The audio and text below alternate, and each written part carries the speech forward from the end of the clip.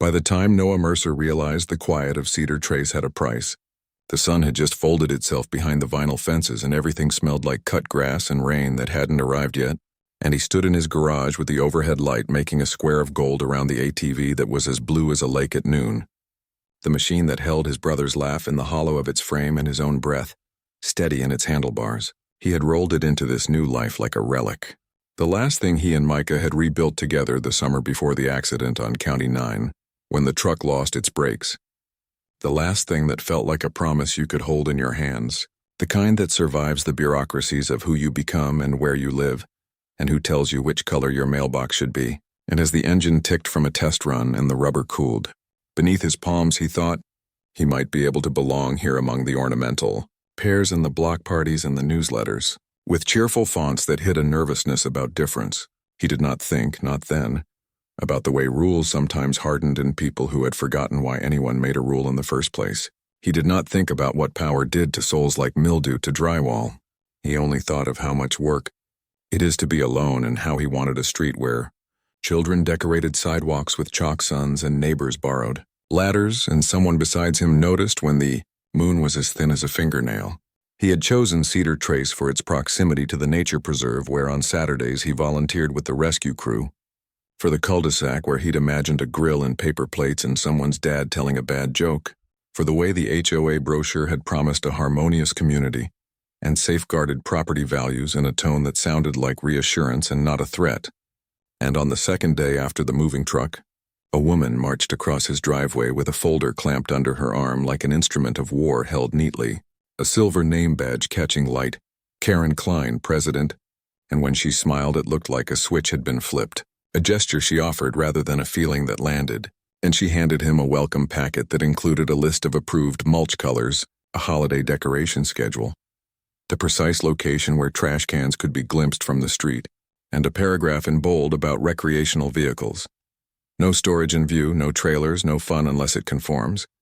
And she pointed toward his garage like a friendly warning, and said the board would appreciate his cooperation, that in her experience when one person used their garage as a display, it encouraged everyone to treat their property like personal billboards. And she said property like a prayer, and he nodded because he was new and tired and because he understood the desire not to live next to an eyesore, because his own sense of order had been a raft in waters that had tried to take him under. And he told her calmly that the ATV would live indoors, that he took security seriously, that it wasn't a toy but a tool. He used it to reach injured hikers and haul supplies on narrow trails where trucks couldn't go, and she said she admired his civic spirit and that Cedar Trace had plenty of opportunities for civic spirit too, including the safety committee which met twice a month to discuss dandelions and unleashed dogs without calling them by their names. After she left, he stood in the dim where the overhead light didn't reach and thought of how Micah had taught him to listen to the idle, to hear when a motor asked for mercy or more throttle, how they'd welded a new guard onto the frame and joked that they had turned a beast into a ballet dancer. The memory didn't ache as much as it used to, which made a new kind of ache bloom because the human ability to heal often feels like treason to what we loved, and he had to touch the cool metal as if it could tell him who he still was. On the third evening, he saw the daughter, a flash of glossy black hair and a long-limbed gait that swung like confidence when you have it, and swagger when you're afraid you'll lose it. A girl who wore a baseball cap with its bill bitten and a pair of white sneakers that said someone had money, or cared about appearances or both. She slowed as she went past his open garage and looked at the ATV, the way some people look at fireworks, with her lips parted a little and her chin lifted, and she said without stepping off the sidewalk, "That yours?" And he said yes, and she said almost sweet, "Nice flex," and he shook his head, little smile, "It's not a flex."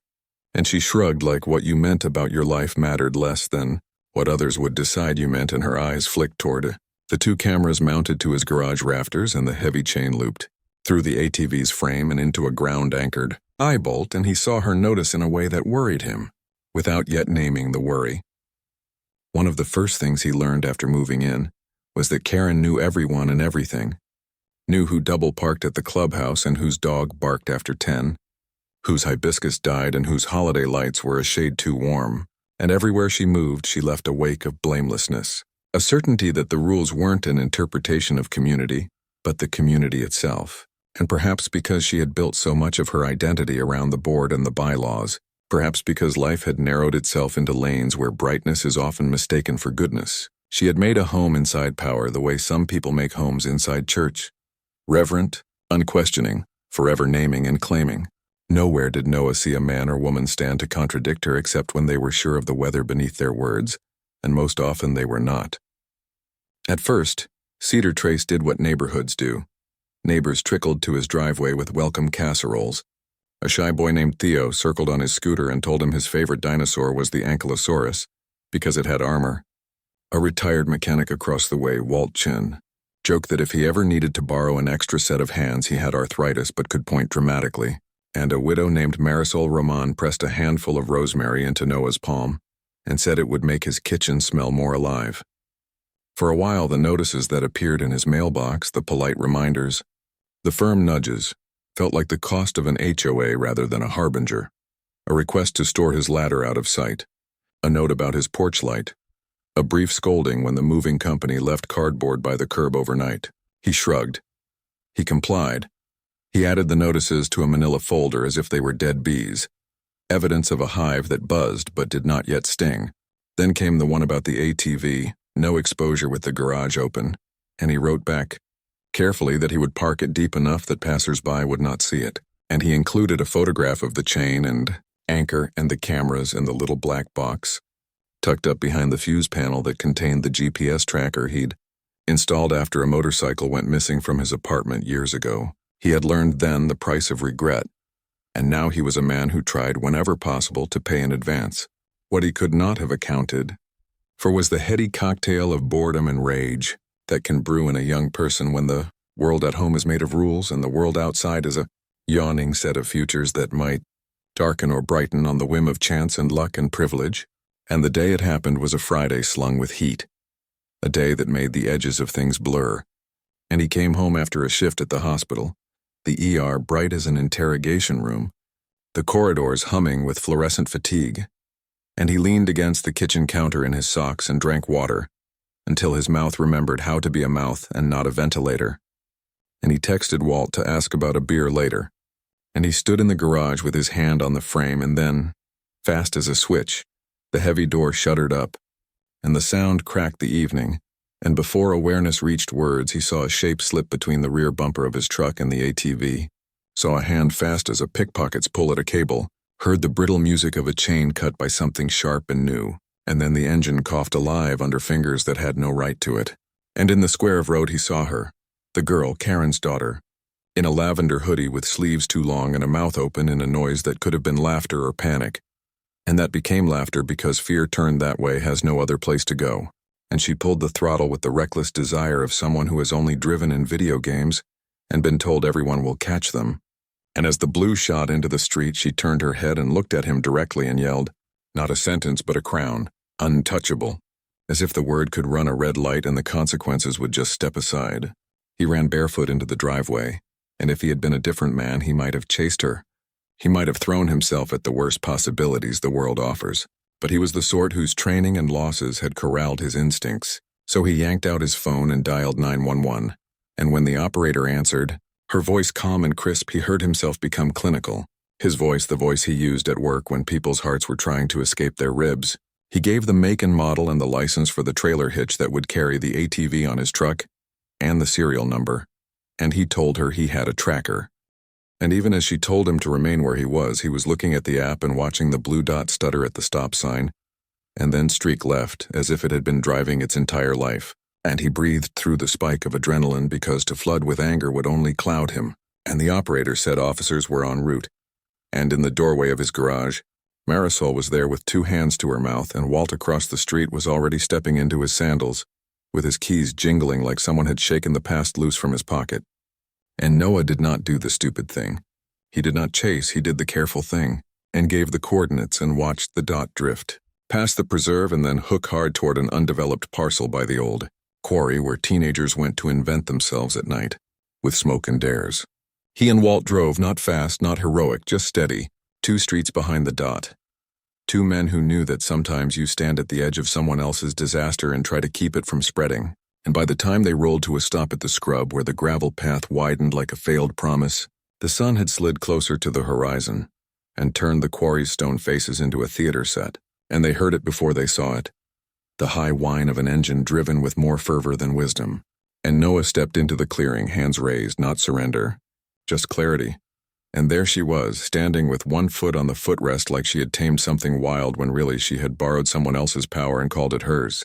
And around her a knot of kids in hoodies and ripped jeans, a boy with a jawline he seemed to have borrowed from a movie set, a girl who chewed her thumbnail until it bled, two pairs of second-hand eyes that flitted like birds to wherever authority might come from. And when Noah said simply, "That's mine," the girl rolled her eyes like she'd seen in a mirror and said, "Relax, old man. It's a neighborhood." And someone snorted as if borrow and steal meant the same thing where they'd been taught vocabulary. And then the first cop car angled in, lights spinning without siren. And you could feel the social air pressure change the way it does before a storm.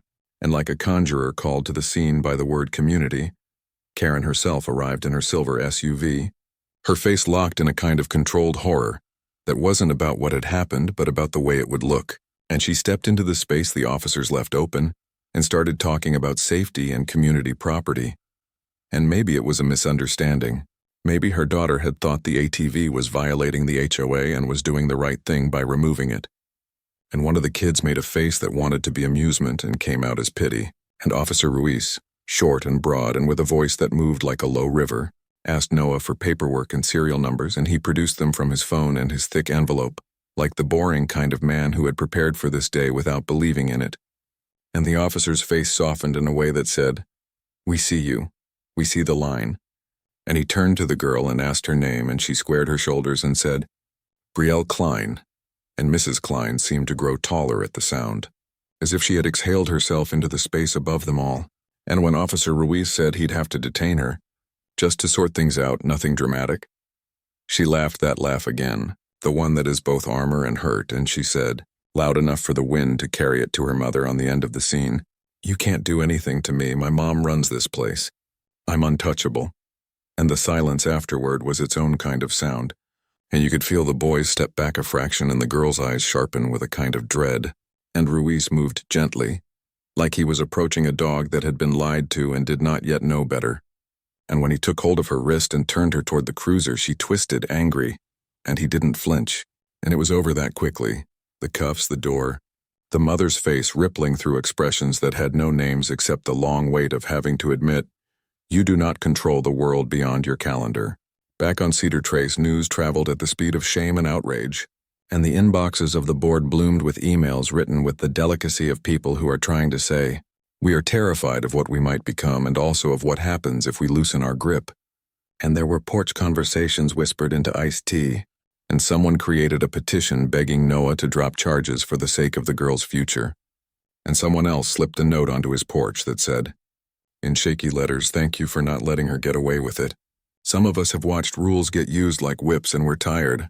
And Noah read them all, sitting at his kitchen table with the rosemary, growing stubbornly in a chipped mug, and he felt unsatisfied by the binary the neighborhood tried to make of it because the truth didn't live in win-lose. It lived in the fact that he had watched a girl lean too hard on a myth and break her jaw in reality. And he felt sorry for the brokenness, and still believed in consequence. And his hands shook sometimes when he put a key into any lock, as if the world had revealed itself as permeable, and he wondered whether it would ever feel safe again to love a machine, because sometimes loving a thing more than you love your own advantages makes you visible to every predator who knows how to spot connection and call it weakness. The court date came like the flu, inevitable and unglamorous, and in the gray hallway outside the courtroom, where the carpet had been cleaned so many times the pattern had blurred itself into a sort of humility, Noah saw Karen for the first time without her armor, her makeup underlighting the exhaustion of a woman who hadn't slept easily in weeks, whose kingdom had been dented, whose nickname in the neighborhood, Karen, said with a half-joke that bit, had turned from a sword to a weight, and beside her Brielle looked sharp and shell-like, her hair pulled into a severe ponytail and the hoodie swapped for a blazer that belonged to a better version of herself and fit like a costume, and when their eyes met she looked away because eye contact, in the presence of consequences, begets reality. The prosecutor did what prosecutors do when the facts line up like pigeons on a railing, and there's no point in shooting them. He offered a plea that acknowledged she had no record and that she'd resisted only half-heartedly and that she was 18 and a thread's width away from the cracks, that can suck a person down into a version of themselves they can never escape. She pleaded guilty to unauthorized use of a motor vehicle, to criminal mischief for the cut chain, to resisting, and the judge gave her 30 days in county jail, followed by probation and community service. And through it all, the Klein sat like two sculptures of American narratives, power and its offspring, control and its prodigies. And when the cuffs clicked after sentencing, you could see something leave Karen, something that had stood the entire time and then sat down. None of this was vindication in the way a movie would film it. A slow clap, credits rolling while the bad learn and the good ascend. It was sticky and human and left a taste in Noah's mouth like old pennies, because what he had wanted was respect and what he had gotten was a public ledger with his name on it, and a girl behind bars and a neighborhood forced to look at itself. And on the first night after court, he took the ATV out to the preserve after dark and parked it where the trail widened, and the stars came through in a way the city couldn't. Dim, and he sat on the ground with his back to the front tire, and he told his brother in whatever way we tell the dead that he had tried to be decent and also brave, that he hated being the man who said no to mercy. And yet sometimes mercy without truth felt like a lie, and the night did what it always does, it refused to answer. Back in Cedar Trace, the board meetings grew crowded and contentious, and at one of them a software engineer named Ira spoke calmly about process and fairness, and how enforcement should serve community and not ego, and an elementary school teacher named Kelsey, who had been fined for a wind chime that transgressed the decibel limit, asked whether, in the name of quiet, they were making a noise that chased away kindness. And an older woman named Dot, who had kept her head down for years, raised her head and said, "Enough." And when the vote came for the presidency, it slid across the room like a small river carving a new channel, and Karen, who had stood at too many microphones to imagine her fingers would ever unclamp from one, found herself sitting, not dethroned so much as excused from the kingdom, and she took it as a personal failure and also as an injustice, because if you spend long enough believing you are community, you confuse yourself with what it needs. The week after the jail doors closed on her daughter, a letter arrived at Noah's house in slanted pen like someone had tried to tame handwriting and could not quite succeed. Inside, on lined paper that had been folded twice so a crease ran right through the apology, were the words "I am sorry," 3 words that looked too small beside everything that had happened, 3 words that had been rolled around on a tongue until they were both shiny and rough, and beneath them a halting explanation that she had wanted to drive something that wasn't her life, that she had felt caged by a mother who measured everything, that she had thought nothing could touch her because nothing had ever been permitted to touch her, not sadness, not doubt, not consequence, and that being in jail was like being touched by the world with a hand that was both heavy and real. That she had seen the way he looked at the ATV and had wanted to steal the love itself, not just the object, because she had forgotten what it felt like to be looked at with love, and she wrote that she could not undo anything and would not ask him to deny what justice had decided. But if he ever wanted a second pair of hands to clear brush on the preserve, to drag fallen limbs, to carry water, she would carry twice what anyone else carried. He held the letter in his hands and read it at his table, and then on the floor by the door and again sitting on the garage step. And it bent him in a place he could not see. And when the community service coordinator from the county called asking if he would approve the nature preserve as a site for Brielle's hours, he said yes before he had time to wrap the yes in qualifiers. And then he sat very still in his house, listening to the refrigerator hum and thinking of all the times he had denied himself easy absolutions because he did not trust them, and he decided to be brave in the invisible way, to believe that a girl might be more than her worst day, and that a machine would not resent being touched by the hand that had once wronged it, if the hand learned to be gentle. She arrived at the trailhead with boots that were wrong for mud, carrying a water bottle with a bright logo and a face set in its own prohibition against feeling anything, and the first thing he noticed was how quickly she moved when something needed moving, as if being told gave her nervous system somewhere to go. And the second thing he noticed was the way she avoided looking at the ATV, as if it were someone she'd broken up with.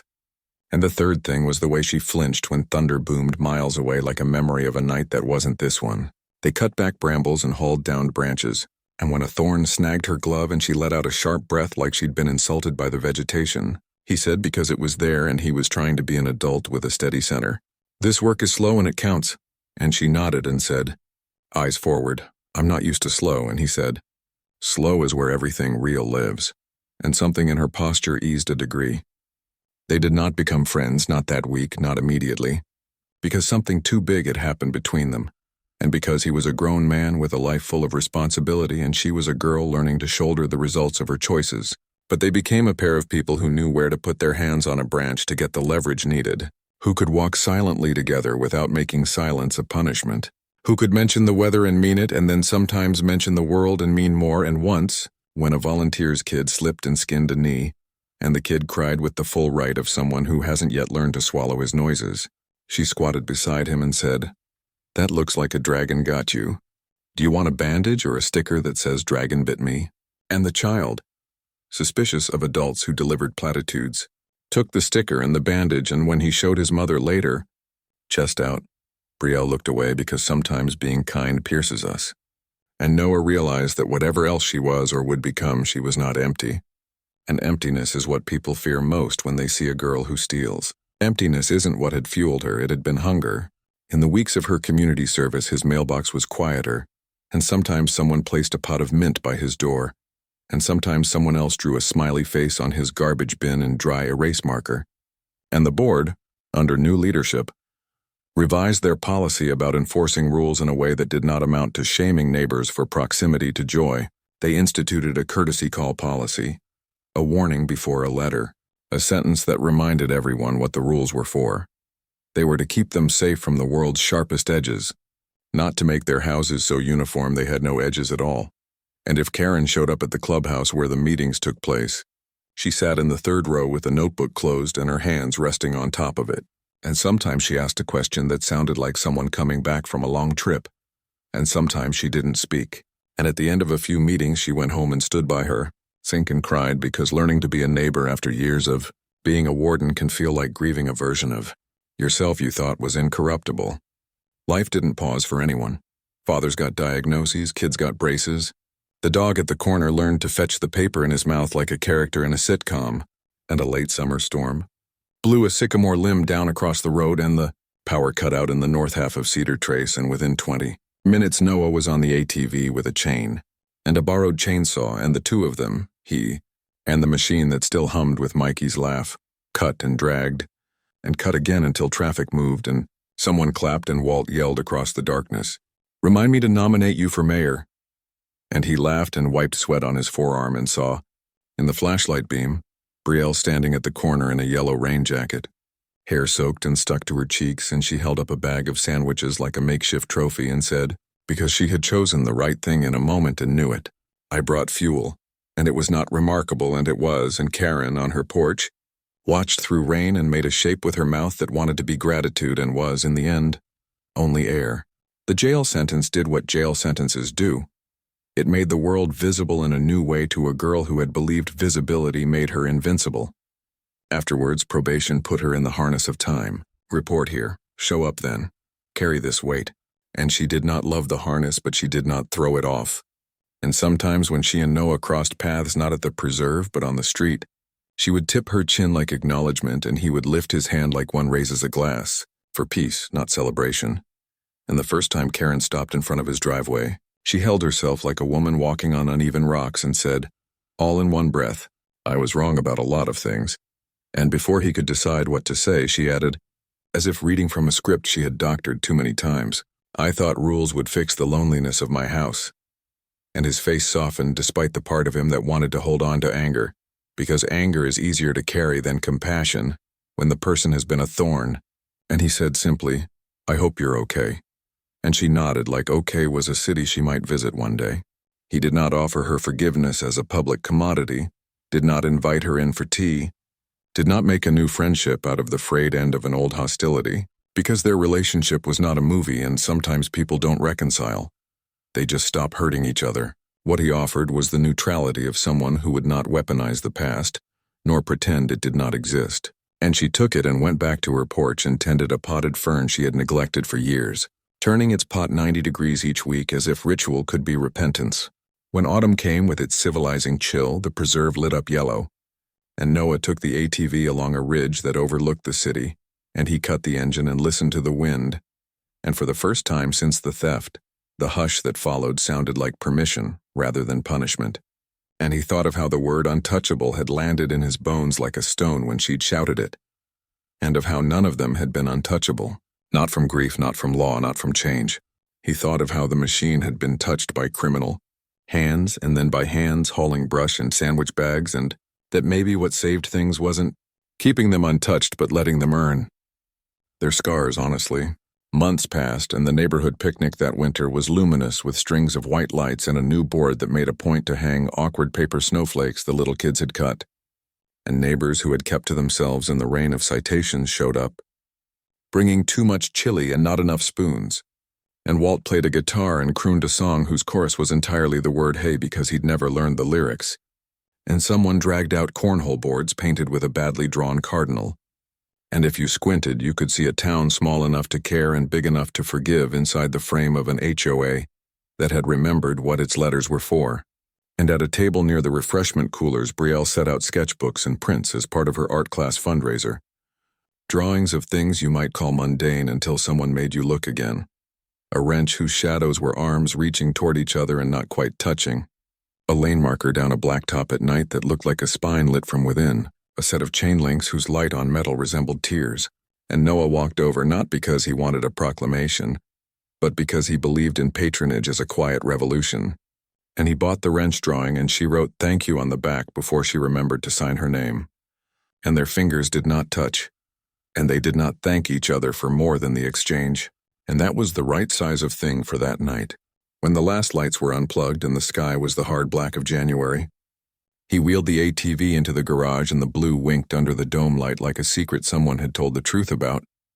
And he placed the drawing of the wrench on his workbench, and he noticed the line work in the lowest corner where she had erased, and he had moved to Sycamore Lane for its promises, the kind that whispered from shaded sidewalks and postcard porches and freshly painted fences.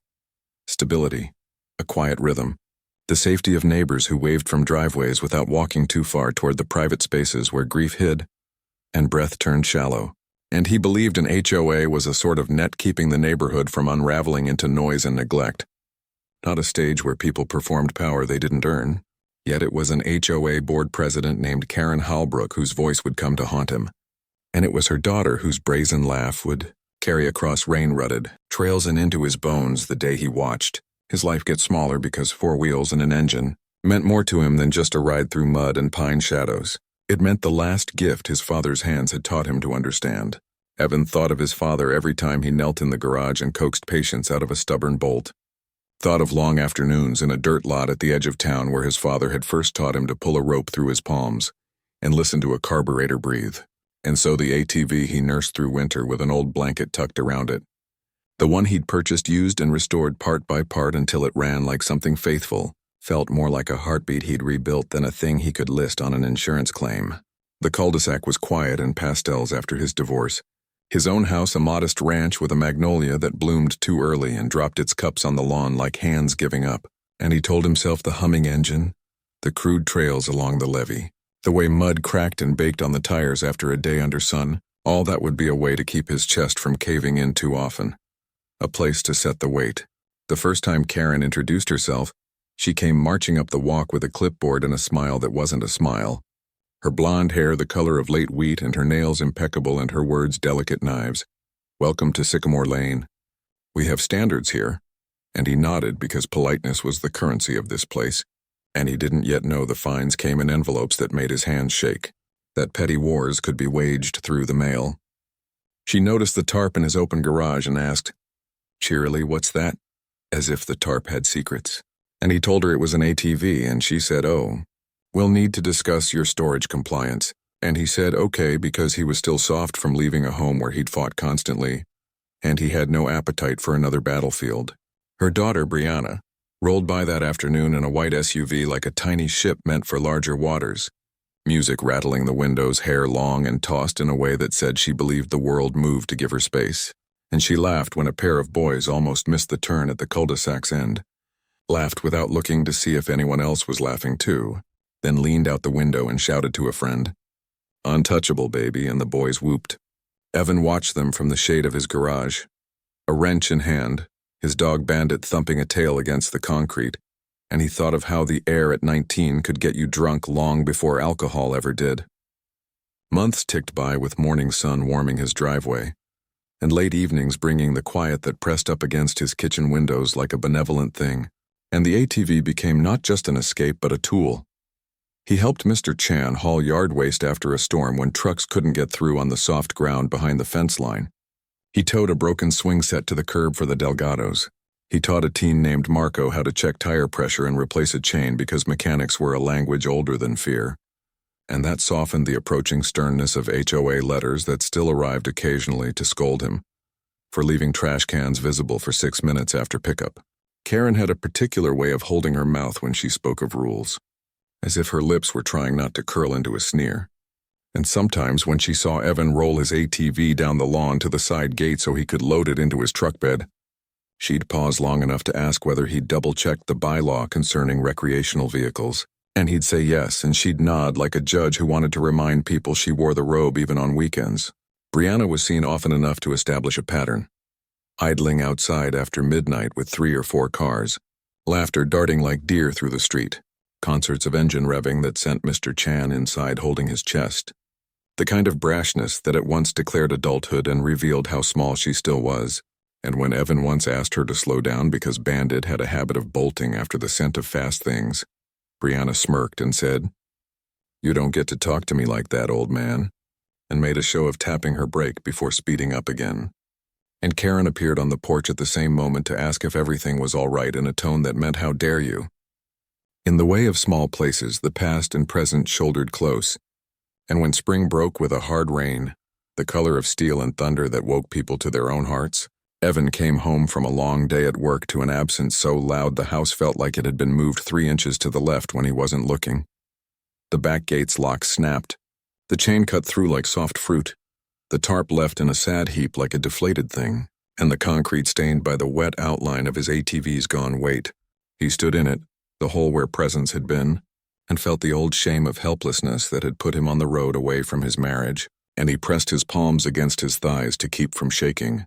Bandit whistling through his nose and pacing as if the dog could track it, could bring back what had been taken if only allowed to run. The mud at the gate was scuffed by 3 different treads, one with a distinctive nick in the heel, and Evan noticed a glint, a small thing, a piece of plastic pink caught in the grass near the broken lock, an acrylic nail, floral, glossy, and he moved to the garage where his security camera fed a day's worth of quiet into a screen, and he scrubbed backward and forward through hours until he found movement. 2 figures, hooded, one shorter, one cocky in the tilt of their shoulders, and a third waiting at the corner in a beat-up truck with a bed lined in plywood. He felt a heat burn up his neck as his ATV rolled in the wrong hands through his gate, across his grass, out into a world that had decided it could take. He almost called Karen right then, meaningless as that would be, a primitive urge to shout at the source of so many small indignities, responsibility and blood being such messy neighbors in the human heart. But he called the police instead and gave words to a stranger who had a kind voice and an efficient way of turning pain into a report. Officer Calder, case number 2103986, described the vehicle, described the damage, described the suspects, and Evan kept his voice even, because that was something he could still control.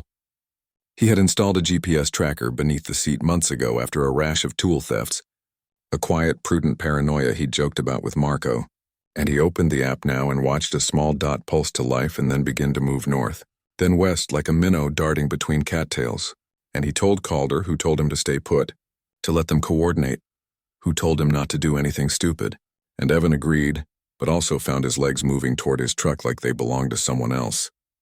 The tracker pinged the ATV not far beyond the levee, in a tangle of scrubby pines and a patchwork of dirt roads that developers had cut and abandoned years before when money dried up.